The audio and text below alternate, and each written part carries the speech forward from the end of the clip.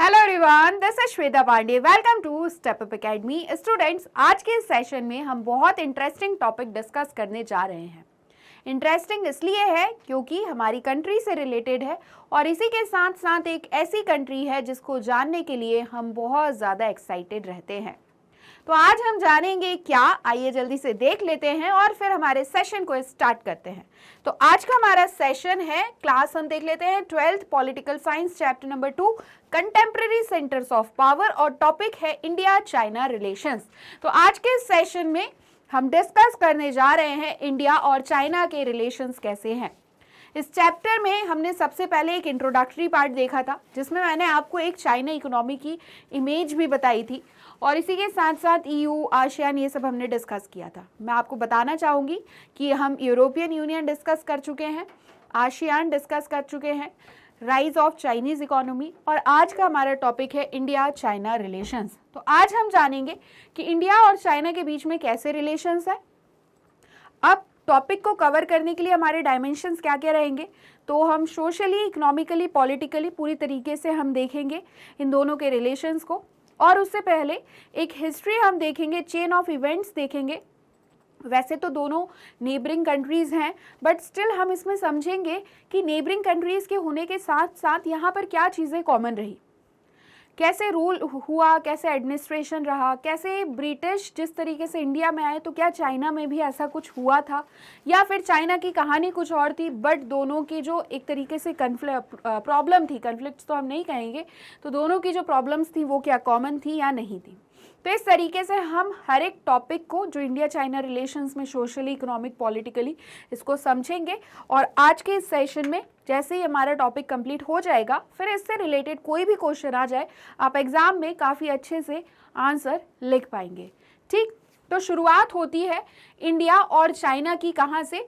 Asia पे focus करते हुए हम देखें तो ये बताया गया है कि एशिया में इंडिया और चाइना एक ऐसी कंट्री रही हैं जो ग्रेट पावर्स थी। कब तक? जब तक यहाँ पर वेस्टर्न इम्पेरियलिज्म नहीं आया था। बात हो रही है जैसे इंडिया में ब्रिटिशर्स आए, ठीक, तो यहाँ पे ये रूल्स रेगुलेशन करने लगे। उससे पहले के बारे में अगर हम बात करें और थोड़ा हिस्ट्री के पीछे जाएं तो ये देखा गया कि इंडिया और चाइना, एक मिनट अपन कलर चेंज कर लेते हैं और फिर स्टार्ट करते हैं। ठीक, हाँ, अब देखो, तो बात करते हैं कि जो इंडिया और चाइना है ये ग्रेट पावर्स रही हैं एशिया में before the advent of western imperialism, मतलब कि वेस्टर्न कॉलोनीज जब तक यहाँ पर नहीं आई उससे पहले ये ग्रेट पावर्स रही हैं। चाइना की अगर हम बात करें तो किसी भी कंट्री को आपको बहुत अच्छे से याद रखना है कि उसकी जो जोग्राफिकल लोकेशन है, उसके पास जो ट्रिब्यूटरीज हैं, या फिर एक तरीके से स्ट्रेटेजिक लोकेशन क्या है, ये सारी चीज़ें डिपेंड करती हैं किस चीज़ पर, उसको एक ग्रेट पावर बनाने के लिए। तो ये कहा गया कि चाइना हमेशा एक तरीके से इन्फ्लुएंस करता है और उसके आसपास की बॉर्डर्स पर कंट्रोल भी करता है based on it's unique tributary system. एक यूनिक ट्रिब्यूटरी सिस्टम है और इसके आसपास की जो बॉर्डर्स के कंट्रीज़ हैं उन्हें भी बहुत ज़्यादा इन्फ्लुएंस करता है। ये हमने पढ़ा था जब हम पढ़ रहे थे कि चाइना का इकोनॉमी राइज कैसे हुआ है। बहुत टाइम्स, मतलब डिफरेंट टाइम्स की अगर हम बात करें, चाइना की लॉन्ग हिस्ट्री हम देखें तो यहाँ पे डायनेस्टिक रूल रहा है, मतलब कि एक तरीके से डायनेस्टीज़ रही हैं और अलग अलग ऐसे करके रूलर्स ने रूल किया है। और इसमें कौन कौन था? तो Mongolia, Korea, parts of India, China and Tibet accepted Chinese authority. यहाँ पे ऐसे बोला गया है कि चाइना जो रहा है, एक बार फिर से एक बार देखिएगा, at different times in China's long history of dynastic rule. China का डायनेस्टिक रूल तो रहा ही है, बट चाइना ने कुछ और कंट्रीज़ में भी डायनेस्टिक रूल चलाया है। उसमें से कुछ कंट्रीज़ हैं जैसे मंगोलिया है, कोरिया है, और इसी के साथ साथ इंडो चाइना का कुछ पार्ट और तिब्बत, इन सभी ने चाइनीज़ अथॉरिटी को क्या किया है? एक्सेप्ट किया है। Various kingdoms and empires. अब देखो, कॉमन अगर हम बात करें, अगर आपसे क्वेश्चन पूछ लिया जाए कि इंडिया और चाइना में क्या चीज़ें कॉमन रही हैं, तो हम ये देखेंगे कि जिस तरीके से चाइना में एम्पायर्स रहे उसी तरीके से इंडिया में भी बहुत से किंगडम्स रहे, बहुत से राजा महाराजा रहे, और इन्होंने अपनी बाउंड्रीज से बाहर भी इन्फ्लुएंस किया और रूल किया। ठीक। तो ये चीज़ कॉमन बनाती है इंडिया और चाइना को कि चाइना में भी रूल्स एक तरीके से डायनेस्टिक रूल रहे हैं। डायनेस्टीज़ ने अपना इन्फ्लुएंस अपनी बॉर्डर से बाहर भी रखा है, और सेम इंडिया में भी बहुत से किंगडम्स रहे हैं, एम्पायर्स रहे हैं, जिन्होंने काफ़ी ज़्यादा इन्फ्लुएंस किया बॉर्डर से भी बाहर जाकर। ठीक। अब ये कहा गया है दोनों ही केस में इन्फ्लुएंस किस चीज़ का था, आखिरकार राजा महाराजा किस चीज़ से इन्फ्लुएंस कर रहे थे, कैसे लोग बाग प्रभावित हो रहे थे, कैसे आसपास की कंट्रीज़, जैसे मान लीजिए ये इंडिया है और अगर हम चाइना की बात करें तो ये इनके बाहर की जो कंट्रीज़ हैं या इनके बाहर की यहाँ की जो कंट्रीज़ हैं, ये सब कैसे इन्फ्लुएंस हो रहे हैं, कैसे प्रभावित हो रहे हैं इंडिया से या चाइना के किंगडम से, डायनेस्टिक रूल से। तो ये कहा गया कि पॉलिटिकल, इकोनॉमिक और कल्चरल तीनों तरीके से इन्फ्लुएंस करते थे। पॉलिटिकल अगर हम कहें तो पॉलिटिकल में इनका रूल्स, रेगुलेशंस, एडमिनिस्ट्रेशन इतना अच्छा था कि सभी लोग इनसे बहुत प्रभावित होते थे, बॉर्डर से बाहर भी। इकोनॉमिक अगर हम बात करें तो इतनी ज़्यादा ट्रेजरी थी, इतना ज़्यादा धन दौलत, हर एक चीज़ थी कि सभी इन्फ्लुएंस होते थे। और कल्चरल अगर संस्कृति की बात करें तो आज भी हम भारत में संस्कृति देखते हैं तो बहुत से लोग इससे, पूरी कंट्री, होल वर्ल्ड में जितनी कंट्रीज़ हैं वो इन्फ्लुएंस होती हैं इंडिया के कल्चर से।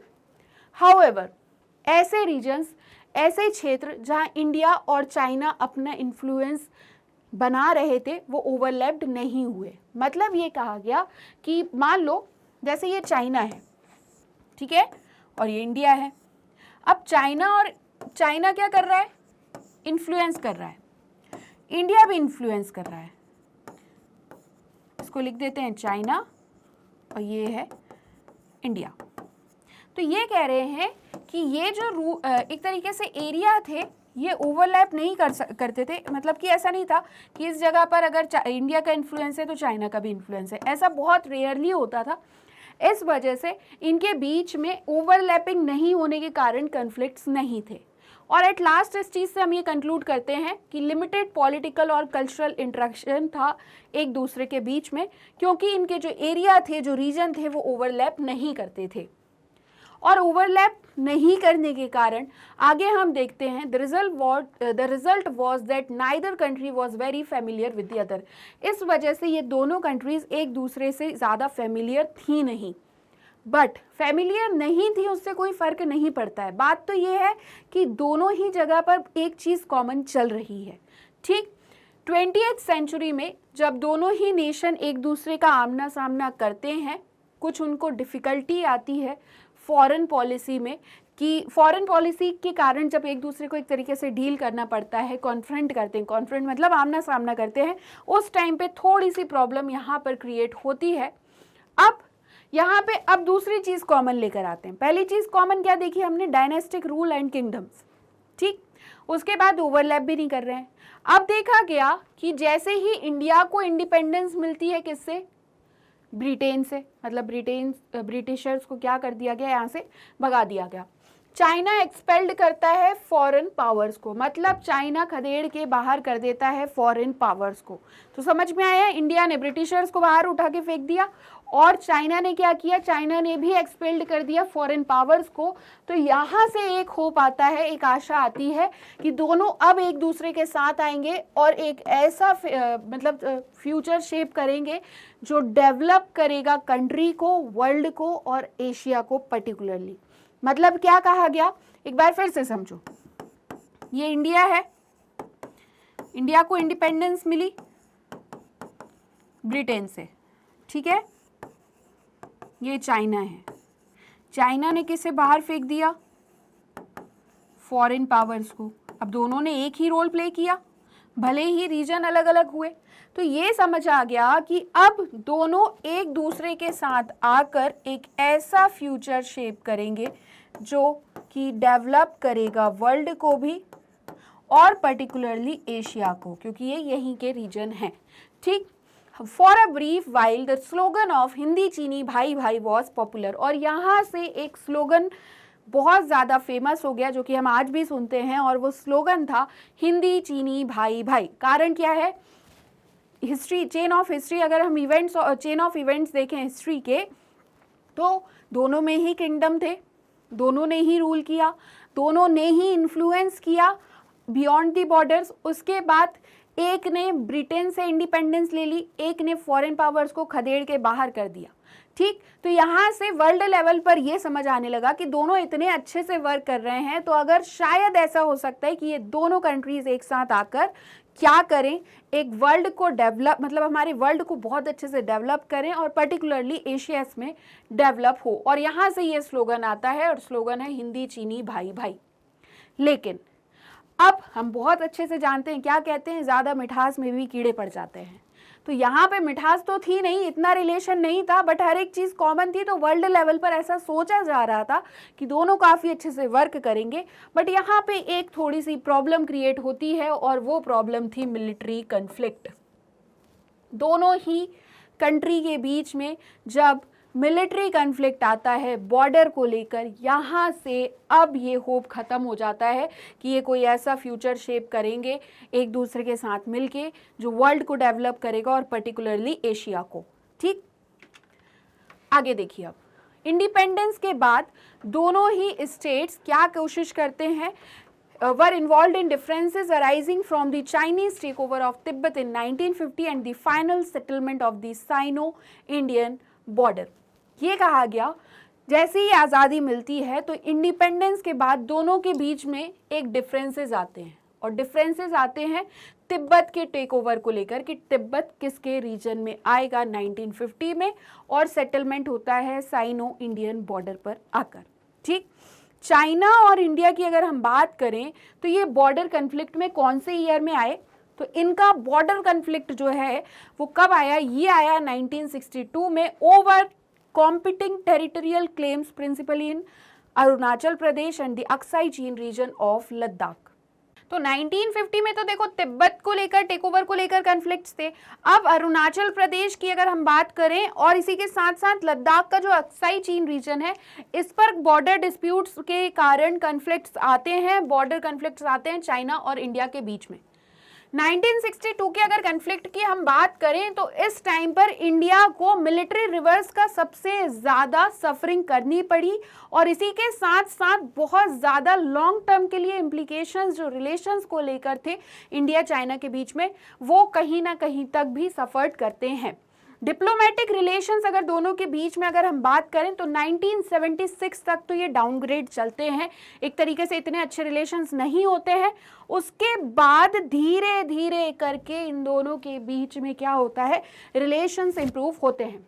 तो अगर हम टाइमलाइन की बात करें तो सबसे पहले 1950 यहाँ पे तिब्बत को लेकर टेक ओवर की वजह से कन्फ्लिक्ट आया इंडिया चाइना के बीच में।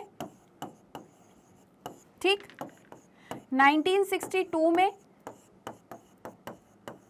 अरुणाचल प्रदेश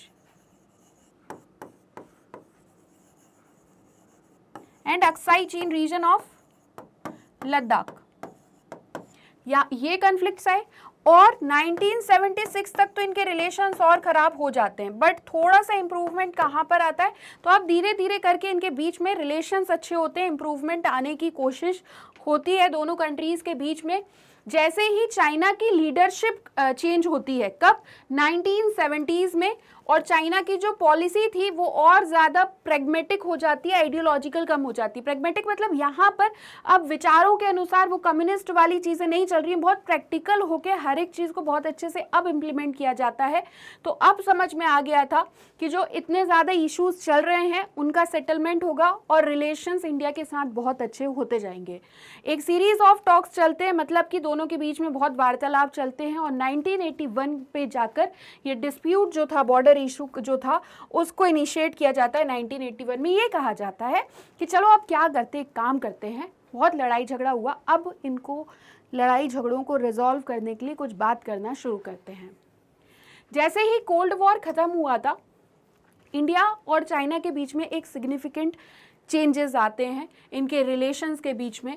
अब स्ट्रेटेजिकली लोकेशन, मतलब जिस तरीके से इंडिया और चाइना की है, अब ये देखा गया कि लोकेशन की वजह से भी एक राजनीतिक, स्ट्रेटेजिक मतलब एक तरीके से ये रणनीति जो हम कह रहे हैं, जो रणनीति है वो कहीं ना कहीं तक चेंज होती है राजनीति के हिसाब से, मतलब पॉलिटिकल, इकोनॉमिकल, सोशली, हर एक वे में स्ट्रेटेजिक रिलेशंस चेंज होते हैं, as well as economic dimension में भी चेंजेस आते हैं।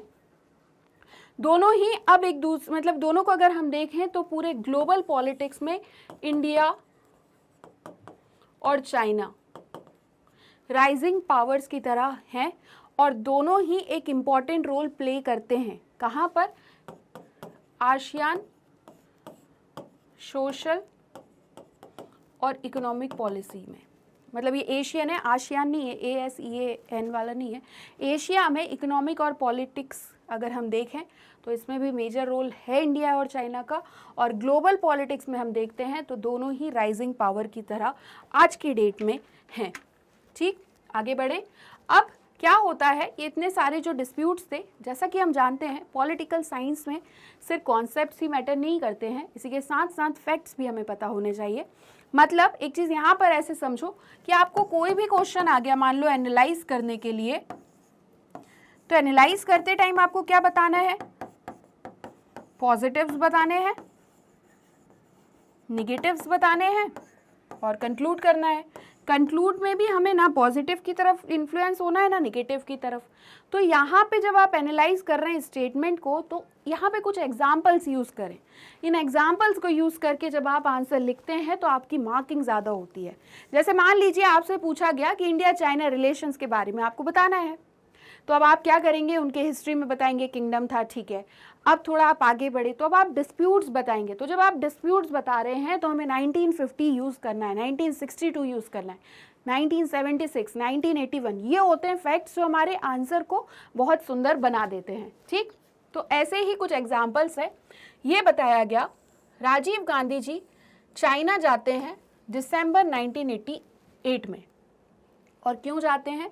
तो ये सोचते हैं कि चलो हम ही कोशिश करते हैं इंडिया चाइना भारत चीन के संबंधों को अच्छा बनाने के लिए, रिलेशंस अच्छे करने के लिए। तब से दोनों गवर्नमेंट क्या करती हैं? दोनों ही गवर्नमेंट ने कुछ मेजर्स लिए to contain conflict and maintain peace and tranquillity on the border.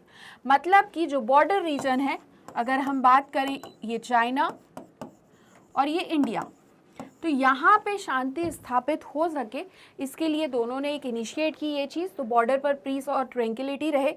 और इसी के साथ साथ उन्होंने एक एग्रीमेंट भी साइन किया। एग्रीमेंट में ये कहा कि हम कल्चरल एक्सचेंज करेंगे। कल्चरल एक्सचेंज मतलब कि एक दूसरे की जो संस्कृति है उसको एक्सचेंज करेंगे, हर एक चीज़ को अडॉप्ट करेंगे और दोनों एक अच्छे रिलेशन में क्या होता है, हर एक चीज़ अगर मान लीजिए रिलेटिव्स भी हैं तो उनके साथ हम कैसे मिलते हैं जुलते हैं, एक दूसरे के लिए सुख दुख सब में काम आते हैं ना। तो इसी तरीके से कल्चरल एक्सचेंजेस करेंगे। और साइंस और टेक्नोलॉजी की अगर हम बात करें इसमें भी कोऑपरेशन करेंगे। और एक चीज़ जो इंडिया और चाइना ने यहाँ बहुत अच्छी करी वो ये किया कि बॉर्डर एरिया पर क्या किया, border post for trade, open 4 border post for trade. Trade करने के लिए कुछ बॉर्डर एरियाज को ओपन कर दिया कि यहाँ से आप आना जाना कर सकते हैं और ट्रेड कर सकते हैं। ठीक, अब इंडिया चाइना की जिस तरीके से अगर हम बात करें ट्रेड की, 30% पर ईयर इंक्रीज हो रहा है 1999 से। मतलब कि ये राइज हम पर ईयर देखते हैं ट्रेड में, ये एक डेटा, ये है फैक्ट, इसे याद रखना है। और एक मोर पॉजिटिव पर्सपेक्टिव आता है दोनों के ही रिलेशंस में जो इमर्ज होता है। दोनों के बीच की अगर बायलैटरल ट्रेड की अगर हम बात करें तो $338 मिलियन से, जो कि 1992 में था, ये इंक्रीज हुआ $84 बिलियन इन 2017। तो मिलियन से बिलियन में आना, इस तरीके से ये इम्प्रूवमेंट्स हैं जो इंडिया और चाइना के रिलेशंस को स्ट्रॉन्ग बनाते हैं। मोर रिसेंटली, अभी हाल ही की अगर हम बात करें तो दोनों ही कंट्रीज़ एग्रीड होते हैं कि हम एरियाज़ को लेकर एक दूसरे को कोऑपरेट करेंगे ताकि कन्फ्लिक्ट्स ना हो दोनों के बीच में, और एक तरीके से कुछ एनर्जी डील्स ये साइन करते हैं। ग्लोबल लेवल में इंडिया और चाइना ने कुछ सिमिलर पॉलिसीज़ अडॉप्ट की हैं। ठीक, ये भी इन्हें एक अच्छा स्ट्रॉन्ग रिलेशन बनाते हैं इंटरनेशनल इकोनॉमिक इंस्टीट्यूशंस जैसे कि वर्ल्ड ट्रेड ऑर्गेनाइजेशंस है। ठीक है, इंडिया के न्यूक्लियर टेस्ट की अगर हम बात करें तो ये हुआ था 1998 में। और ये कहा जाता है कि 1998 में जो इंडिया की तरफ से न्यूक्लियर टेस्ट हुआ था वो इसलिए किया गया था कि एक वो थ्रेट फ्रॉम चाइना जो था उस चीज़ को जस्टिफाई करने के लिए, और इसमें ज़्यादा मतलब इंटरेक्शन को रोके नहीं एक तरीके से। ये बहुत सही बात है कि चाइना को मतलब ऐसा समझा जाता है कि चाइना ने पाकिस्तान के न्यूक्लियर प्रोग्राम में सबसे ज़्यादा हेल्प की है। तो पाकिस्तान क्या है, दुश्मन देश है, और अगर चाइना उसकी हेल्प कर रहा है मतलब कि क्या, दुश्मन का दोस्त दुश्मन, क्योंकि क्या कर रहा है वो, पाकिस्तान को चाइना इंक्रीज करने की ही कोशिश कर रहा है ना, उसे बढ़ावा ही दे रहा है उसके न्यूक्लियर प्रोग्राम को बिल्डअप करके। चाइना के मिलिट्री रिलेशंस की अगर हम बात करें बांग्लादेश के साथ और म्यांमार के साथ, तो ये भी साउथ एशिया में इंडियन इंटरेस्ट में कहीं ना कहीं तक हॉस्टिलिटी बताता है। तो हमने क्या देखा कि इंडिया और चाइना के रिलेशंस तो अच्छे चल रहे थे, ठीक है, चाहे अगर हम देखें कल्चर में, साइंस एंड टेक्नोलॉजी में, या डिस्प्यूट्स को लेकर जो इश्यूज हैं उनको रिजॉल्व करने में। लेकिन ये देखा गया कि चाइना जो है वो हेल्प कर रहा है पाकिस्तान को न्यूक्लियर प्रोग्राम के लिए। बांग्लादेश म्यांमार को उस चीज के लिए सपोर्ट कर रहा है ये जिस चीज में इंडिया के साथ कन्फ्लिक्ट है, जैसे माइग्रेशन अगर हम देखें, अगर रोहिंग्यास की बात करें, तो ये कह रहे हैं कि जब तुम अच्छे रिलेशंस बना रहे हो तो फिर ऐसे लोगों को हेल्प इस चीज़ के लिए क्यों कर रहे हो। इंडिया और चाइना के जो लीडर हैं उनकी ऑफिशियल विजिट हुई है बीजिंग में, न्यू दिल्ली में, और यहाँ से दोनों ही अब एक दूसरे के लिए फेमिलियर होते जा रहे हैं, काम अच्छे से कर रहे हैं। बट रिलेशंस कैसे भी हो दो कंट्री के बीच में कुछ ना कुछ कन्फ्लिक्ट्स तो आपको देखने को मिलेंगे। आने वाले सेशंस में हम डिस्कस करेंगे, चाहे बांग्लादेश हो, म्यांमार हो, इंडिया के साथ कैसे रिलेशंस हैं, कहाँ कन्फ्लिक्ट्स हैं और कहाँ रिलेशंस अच्छे हैं। ट्रांसपोर्टेशन और कम्युनिकेशन बढ़ता जा रहा है, कॉमन इकोनॉमिक इंटरेस्ट है, ग्लोबल कंसर्न है, जैसे हमने वर्ल्ड ट्रेड ऑर्गेनाइजेशन देखा। मोर पॉजिटिव और साउंड रिलेशनशिप बनाता है ये दोनों ही कंट्रीज़ के बीच में, और दोनों ही पॉपुलस कंट्री हैं। दोनों ही कंट्री के बीच में अभी हाल ही में हमने देखा कि एक डाउनस्लाइड आया था, तो कुछ ना कुछ चाइना ऐसा कर ही देता है कि कहीं ना कहीं तक कन्फ्लिक्ट्स हो ही जाते हैं। बॉर्डर डिस्प्यूट की अगर हम बात करें तो जो चाइना पाकिस्तान इकोनॉमिक कॉरिडोर है, चाइना जिस तरीके से पाकिस्तान को सपोर्ट करा, चाइना ने क्या किया, पाकिस्तान को सपोर्ट कर देता है। जब इंडिया टेररिज्म को लेकर पाकिस्तान के लिए अगेंस्ट में, मतलब जब जाता है यूएन में कि पाकिस्तान टेररिज्म को फैला रहा है, यहाँ पे चाइना क्या करता है, ये सपोर्ट कर देता है अगेंस्ट में, इंडिया के अगेंस्ट में पाकिस्तान को। और कुछ है, और भी ऐसे फैक्टर्स हैं जहाँ चाइना दिखा देता है कि ये भरोसा करने के लायक बिल्कुल भी नहीं है, और जिस वजह से हम चाइना पर भी इस तरीके से भरोसा बिल्कुल भी नहीं कर सकते हैं, क्योंकि क्या कर रहा है ये, हमारे जो एक तरीके से अगेंस्ट में है उनको सपोर्ट कर रहा है, चाहे पाकिस्तान हो, चाहे बांग्लादेश हो, या फिर म्यांमार ही क्यों ना हो। अब आप ये कहेंगे तो क्या इन सभी कंट्रीज़ के साथ हमारी दुश्मनी ही है? ऐसा नहीं है, कुछ ऐसी भी चीज़ें हैं जो रिलेशंस को अच्छा बनाती हैं, बट ज़्यादा से ज़्यादा ऐसी चीज़ें हैं जिस वजह से ये देखा गया है कि कन्फ्लिक्ट्स हैं। तो ये थे इंडिया और चाइना के रिलेशंस। आई होप आपको समझ आ गए होंगे, और अब कोई भी क्वेश्चन आ जाए आप काफ़ी अच्छे से एग्जाम्पल्स यूज़ करके आंसर लिख सकते हैं। मिलते हैं नेक्स्ट सेशन में, जिसमें हम पढ़ेंगे टाइमलाइन ऑफ यूरोपियन इंटीग्रेशन और उसके बाद जापान एंड साउथ कोरिया। अगर आज का सेशन आपको अच्छा लगा है तो आप हमारे चैनल स्टेप अप एकेडमी को please like, share and subscribe करना बिल्कुल भी ना भूलें। थैंक यू एंड धन्यवाद।